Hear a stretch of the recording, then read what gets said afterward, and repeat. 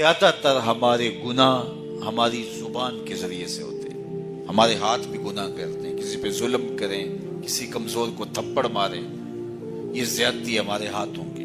ہماری ٹانگیں بھی گناہ کرتی ہیں، ہمارے پاؤں بھی گناہ کرتے ہیں، ہماری آنکھیں بھی گناہ کرتی ہیں، اور بھی اعضائے بدنیاں گناہ کرتے ہیں، لیکن سب سے زیادہ گناہ ہماری زبان کرتی ہے. جھوٹ یہ بولتی ہے، غیبت یہ کرتی ہے، گالی گلوچ سب و شتم اس کا وتیرہ ہے، بہتان تراشی یہ کرتی ہے، گلے شکوے کا انداز یہ اختیار کرتی ہے. ہمارے بہت سارے گناہ زبان کی وجہ سے ہے. اسی لیے میرے اور آپ کے آقا و مولا نے ارشاد فرمایا، جو تمہارے دو جبڑوں کے درمیان ہے یعنی زبان، اور جو دو ٹانگوں کے درمیان ہے تمہاری پارسائی کی جگہ، تم ان دو چیزوں کی مجھے ضمانت دے دو، میں محمد تمہیں جنت کی ضمانت دے دوں صلی اللہ علیہ وسلم. تو زبان اور پارسائی کی جگہ ان دونوں کی حفاظت کرنے کی تلقین گئی. زبان کو تو 32 دانتوں میں جکڑ کے رکھا گیا، اور اس کی آفات سب سے زیادہ ہے، سب سے زیادہ گناہ زبان کی وجہ سے. تو فرمایا جو خاموش ہو گیا وہ نجات پا گیا. چونکہ یہ بولتی ہے تو جھوٹ بولتی ہے، یہ بولتی ہے تو شکوے کا لہجہ اختیار کرتی ہے، بہتان لگاتی ہے، غیبت کرتی ہے، چغلی کرتی ہے، دو افراد کو تقسیم کرنے کا ذریعہ بنتی ہے، لوگوں کے دل دکھاتی ہے، اذیت پہنچاتی ہے، گالی سب و شتم یہ اس کا مزاج بن جاتا ہے. تو اس لیے زبان سے جب بولیں تو خوبصورت بات بولیں، یا پھر خاموش رہیں. تو خاموشی نجات دیتی ہے، جو خاموش رہا وہ نجات پا گیا. علامہ رومی علیہ الرحمہ نے ایک بڑی خوبصورت بات لکھی ہے کہ ایک نوجوان تھا، وہ استاد کے پاس پڑھنے گیا، اور تھا وہ بادشاہ زادہ. تو استاد نے جب یہ حدیث سنائی نا کہ من سمت نجا، جو خاموش ہو گیا وہ نجات پا گیا، تو شہزادہ خاموش ہو گیا. اب بادشاہ کو فکر لاحق ہوگی کہ بیٹا بولتا نہیں، کیا مسئلہ ہوا. حکماء کو بلایا، کسی نے کہا اس کو جو ہے وہ یہ دیا جائے، کسی کو کہا یہ دیا جائے، کسی نے کہا یہ دیا جائے. ایک حکیم نے کہا اس کو سیر کو بھیجا جائے. تو خادم روزانہ سیر کے لیے لے کر کے اس کو جایا کرتا تھا. ایک دن اس نے دیکھا کہ ایک درخت ہے جس کی گھنی شاخوں میں جانور بیٹھے ہیں. ایک شکاری تیر کمان لے کر کے گزر رہا تھا. اس نے غور سے شاخوں کو دیکھا، اسے کچھ دکھائی نہیں دیا، گزر گیا. ابھی گزرا ہی تھا کہ بیٹھی ہوئی فاختہ بول پڑی. تو وہ پھر پیچھے پلٹا اور غور سے دیکھا، اور تاک کے تیر مارا، پھڑ پھڑاتی ہوئی فاختہ نیچے آ گئی. تو اس کی زبان سے بے ساختہ نکلا، صدقت یا رسول اللہ، اے پیارے رسول آپ نے سچ کہا ہے. نہ بولتی تو نہ ماری جاتی، خاموشی میں نہ جاتا.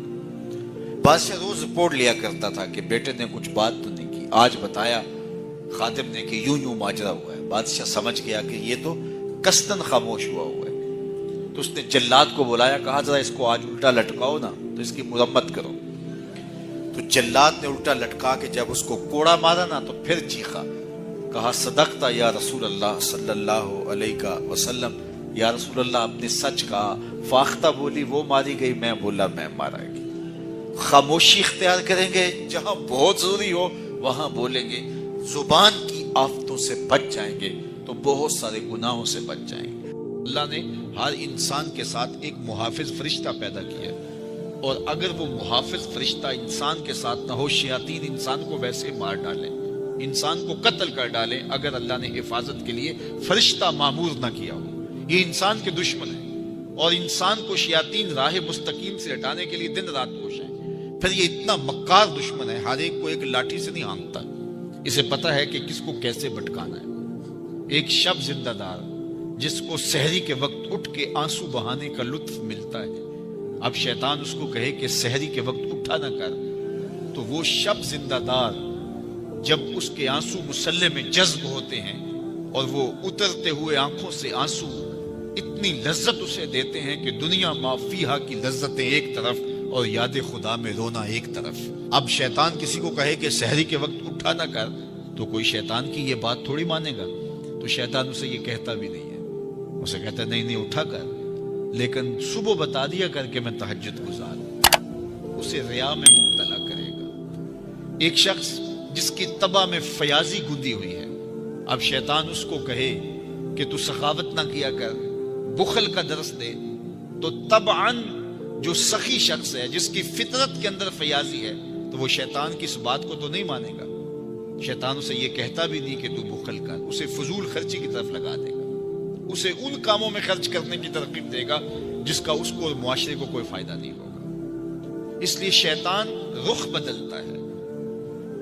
ایک شاعر جس کی طبع کے اندر لطافت ہے، نرمی ہے، محبت ہے، اب شیطان اس کو کہے کہ فلاں کو قتل کر دے، تو شاعر تو شاخ سے پھول بھی نہیں توڑ سکتا، تو پھر وہ کسی کا سر کاٹتے یہ کیسے ممکن ہو سکتا ہے؟ شیطان ایک شاعر کو یہ کہتا بھی نہیں، اسے وہ شراب اور شباب کے پیچھے لگا دیتا ہے۔ اب اتنا سخت دشمن، اتنا مکار دشمن، حضرت سیدنا غوث اعظم رضی اللہ تعالیٰ عنہ فرماتے ہیں میرے اوپر صحاب نور چھا گیا اور آواز آئی، عبد القادر تو نے اللہ کی اتنی عبادت کی ہے، اتنی ریاضت کی ہے کہ شریعت کا ہم تمہیں اب مکلف نہیں رہنے دیتے، اور اب تو نماز نہ پڑھے اور دیگر اعمال نہ کرے تو تجھے کوئی پکڑ نہیں، میں تیرے اوپر ایسے راضی ہو گیا ہوں۔ تو ایسے بادل سے آواز آئی، کہتے مان میرے دل میں خیال آیا کہ اگر عبادت کا مکلف نہ ہونا ہوتا تو امام الانبیاء صلی اللہ علیہ وسلم سے بڑھ کر کون اللہ کا مقرب تھا۔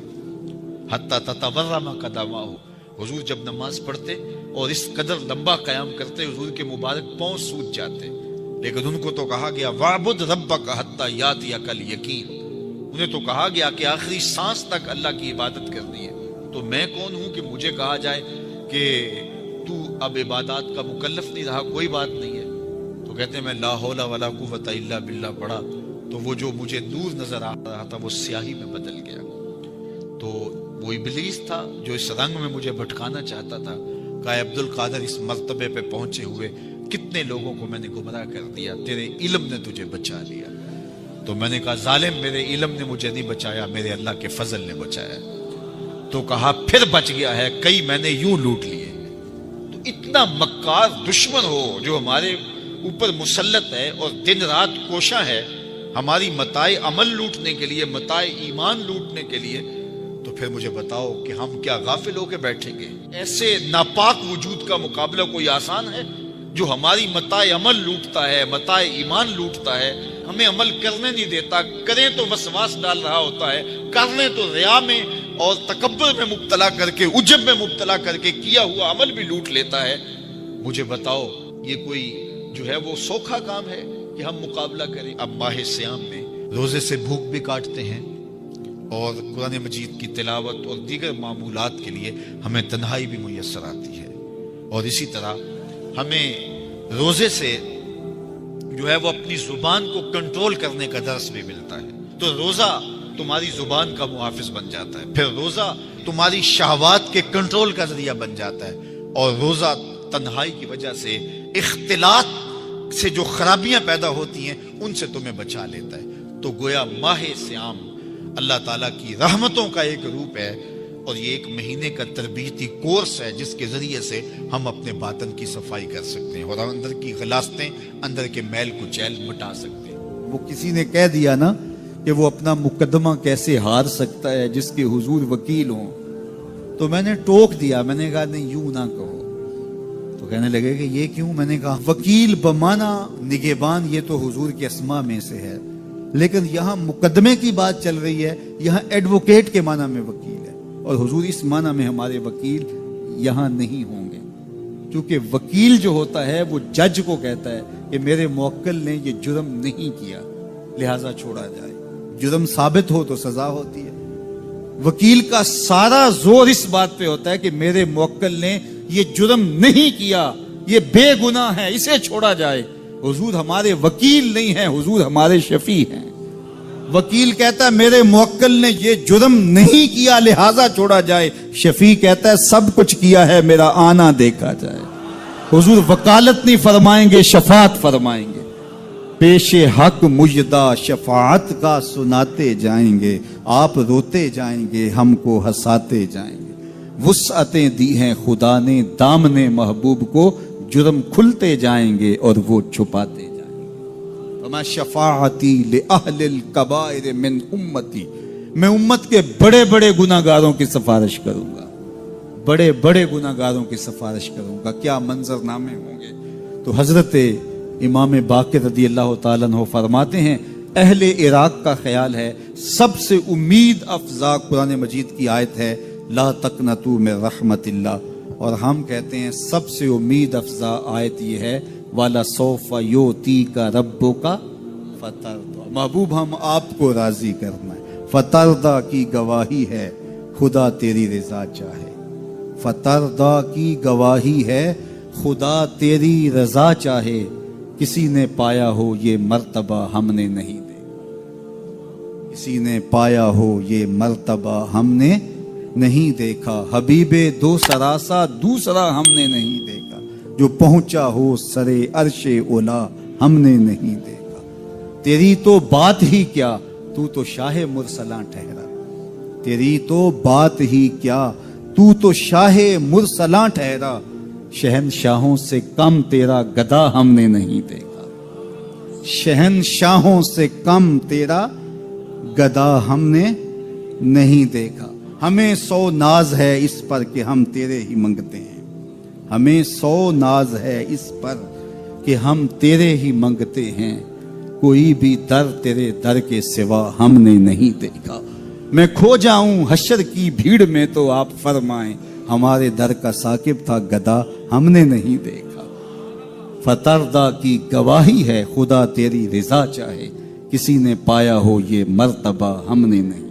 मैं अपने दोस्तों को ये बात कहता हूँ, और मेरे वालिद गिरामी भी हमें ये तालीम देते थे, और मैं आप सबको ये तरगीब देता हूँ कि मस्जिदों में गो खादिम मौजूद होते हैं दौरे मौजूद के अंदर, जो सफाई वगैरह का इंतज़ाम करते हैं। हम जो तनख्वाह देते हैं ज़ाहिर है वो भी हमारा हिस्सा तो पड़ ही जाता है, लेकिन कभी कभी अपने बच्चों को साथ लेके, अपने दोस्तों को साथ लेके तो मस्जिदों की सफाई ज़रूर किया करो। साल में एक दफ़ा तो ज़रूर कर लिया करो, अगर हर महीने को एक दिन मुकर्रर कर लिया करो कि आज क्या करना है, हमने किसी करीबी मस्जिद की सफाई करनी है। मस्जिद की सफाई करने वाले का दिल साफ होता है और उसको तकब्बुर से निजात नसीब हो जाती है। तो अल्लाह के पाकीज़ा घरों के साथ वाबस्तगी, दिल बस्तगी, ताल्लुक़ के खातर और इसकी आबादी के लिए कोशिश होना, लोगों को दावत देना कि आओ मस्जिद की तरफ चलें, मस्जिद की तरफ चलें, लोगों को नमाज जुमा की दावत देना, लोगों को नमाजों की दावत देना, मस्जिद में बैठने की तरगीब देना, ये ईमान वालों की अलामत है और ये खुश नसीब लोगों का मकसूम है कि वो मस्जिद की आबादी के लिए कोशा हो जाते हैं और आने वालों को खुश आमदीद कहते हैं। मस्जिद का इमाम हो, मस्जिद का खतीब हो, मुंतज़िमा कमेटी हो मस्जिद की, या इंतज़ामिया हो या खादिमीन मस्जिद हो, उनको ये चाहिए कि आने वालों को वेलकम करें, आने वालों को तकरीम दें, इज्जत से बिठाएं, उनकी सहूलियात मुमकिना हद तक उसके लिए कोशिश करें ताकि जो है वो आने वाले आसूदा हों। बाज़ लोग कहते हैं लोग नखरे करते हैं हम लाट देखें, बाज़ मुंतज़िमा कमेटियाँ वो ईस्ट इंडिया कंपनियाँ बन के बैठ जाती हैं और वो आने वालों को वो हर वक्त मस्जिद के सदर और ये नशे में होते हैं कि मैं मस्जिद का सदर हूँ, मैं मस्जिद का सेक्रेटरी हूँ, मैं मस्जिद का जो है वो यहूदेदार हूँ। खादिम हो तुम मस्जिद के, और वो मस्जिद की खिदमत करे और आने वालों के लाड देखे। आप दुकान करते हैं तो लाख के लाड देखते हैं कि नहीं देखते? आप फैक्ट्री चलाते हैं तो मजदूरों तक के लाड देखते हैं कि नहीं? जी मैंने अपना काम चलाना है। तो आओ ना जरा मस्जिद के नमाजियों के भी लाड देखो, तुम्हारा रब तुम्हारे पे खुश होगा।